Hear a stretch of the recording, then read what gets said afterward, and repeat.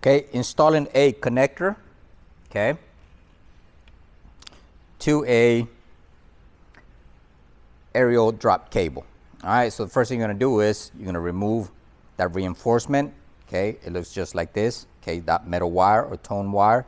Okay, so it leaves you with your reinforced fiber. Then you're gonna use your stripping tool. You know, insert it right there. I already got it marked right there by the orange. Okay, you know, squeeze.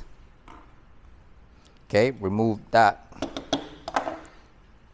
the jacket right here, and now you have your fiber exposed. All right, you're gonna use your inner die, and we're gonna remove that cladding. Okay, it's usually right about this length from here forward. Okay. All right, insert it on that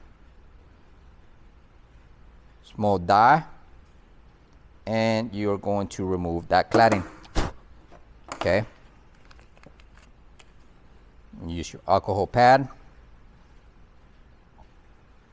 Okay, to clean it out, and you definitely want to hear that noise, that squeegee sound. Okay, now you're gonna cleave it. All right, so you want your cladding to be right there, right by that 10.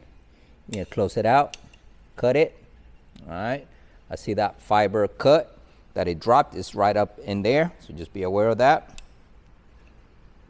Okay, so now that I have cut it, we're going to insert the connector.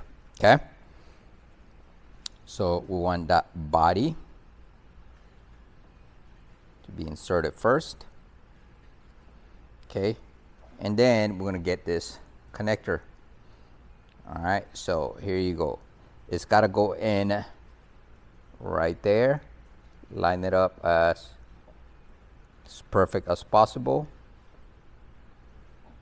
Okay,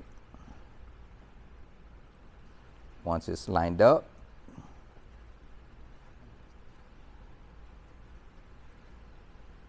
okay, then you insert your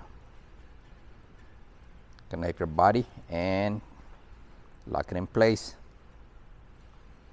Then you can remove the cap. Okay, insert your visual fault locator. Okay, turn it on, and the light should be visible. Okay, right there, it's blinking. All right, here's a much better view. All right, let's see if we can see that red dot right there. There you go, that's what you should be able to see.